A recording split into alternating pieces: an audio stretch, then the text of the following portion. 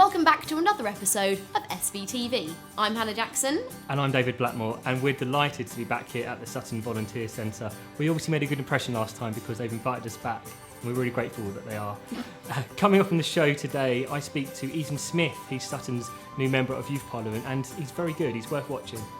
And I talk to the chair of Sutton's Housing, Economy and Business Committee about the borough competing for more investment than ever before.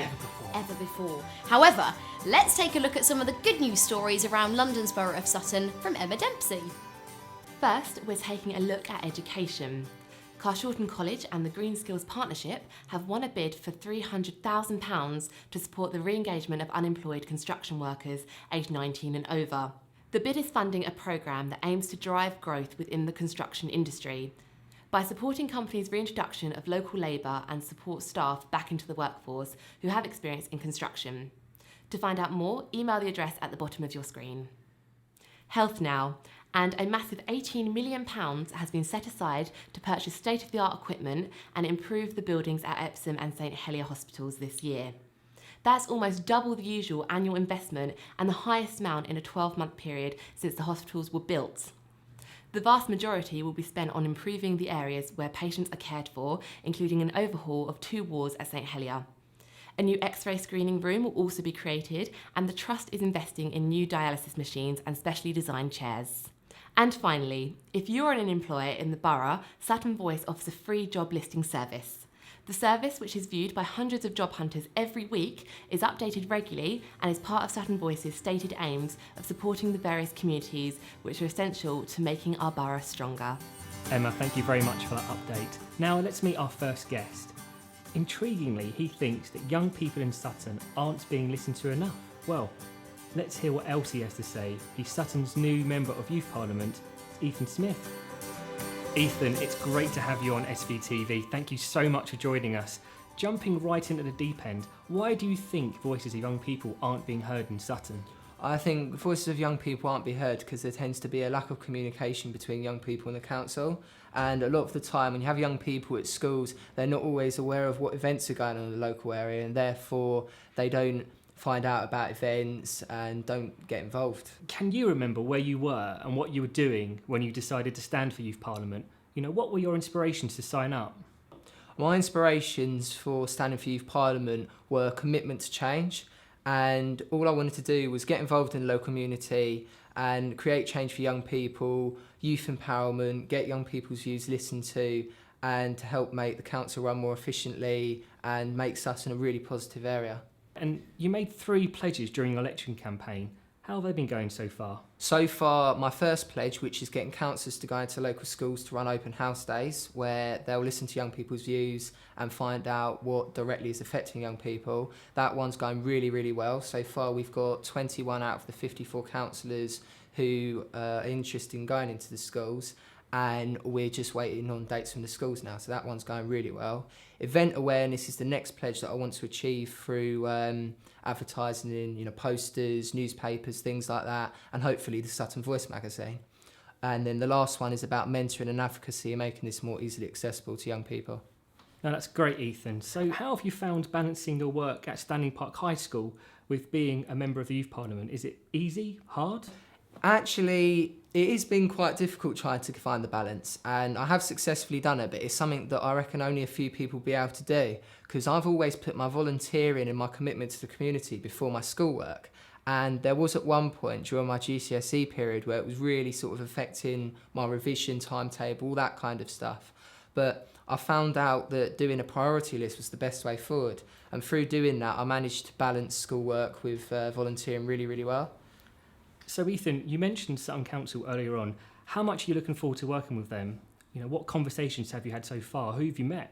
I'm looking forward to really getting involved in the senior leadership team of the council and leader of the council, high up managers, that sort of thing, and helping them to make the right decisions that affect young people. And so far I've met with leader of the council, Ruth Dombey, Colin Stewart, who's in charge of education and early intervention, and there's various other senior people that we've met, and it's really, really good. Ethan, key question for you now.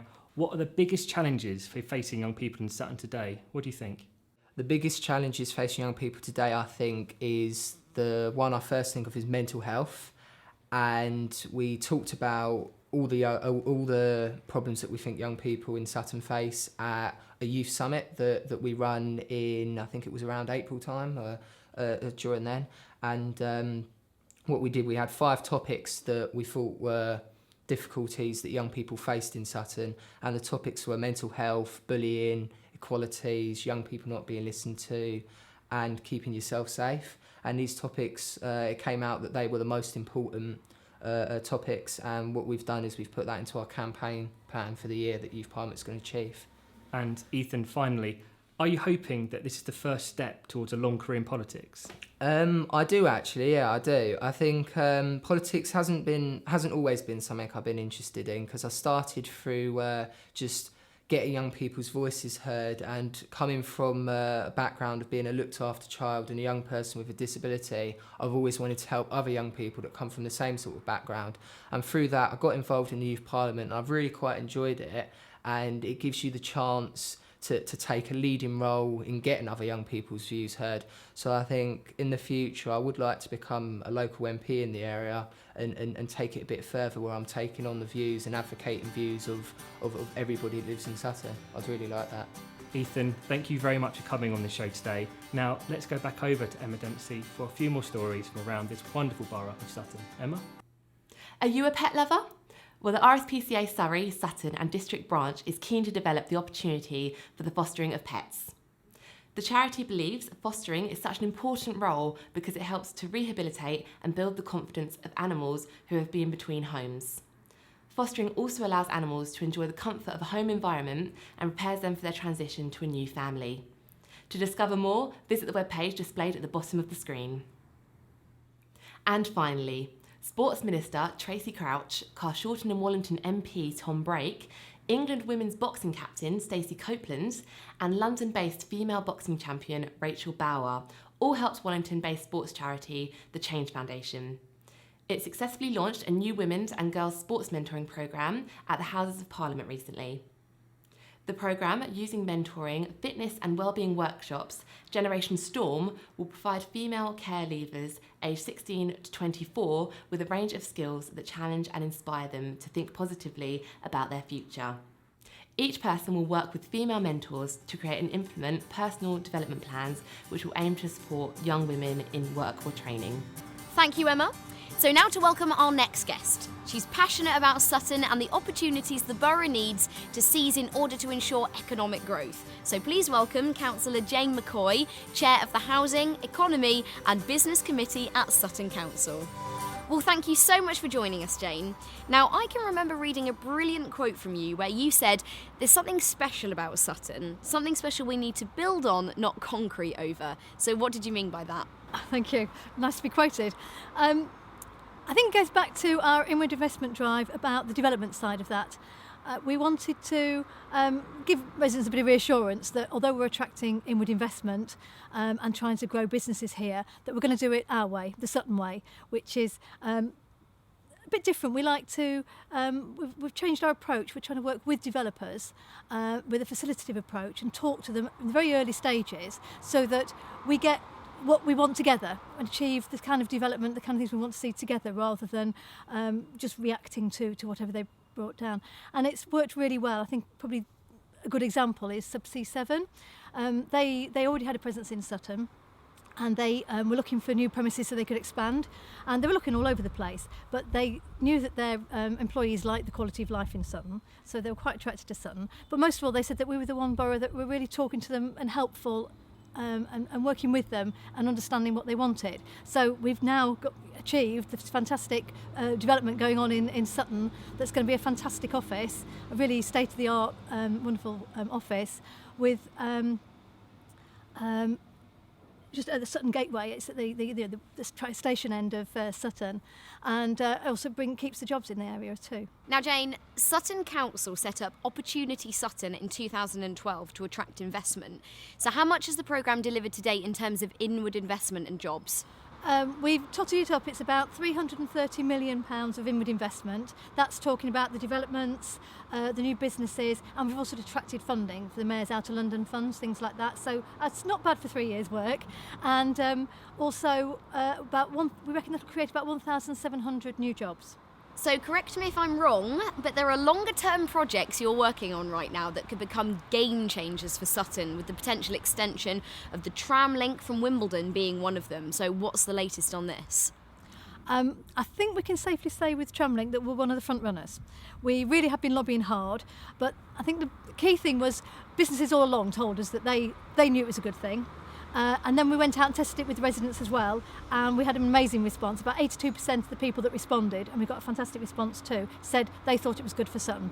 So that gave us a great platform to go to Transport for London and the London Mayor and say, we need the tram in Sutton. Businesses tell us it's right, residents tell us it's good, and we've been putting a lot of work working with Transport for London to make the case, to show how we can help fund it to a certain extent, and we do think that we're up there with a chance. So all waiting on now is a commitment from the London Mayor to say yes, we're getting some funding for it.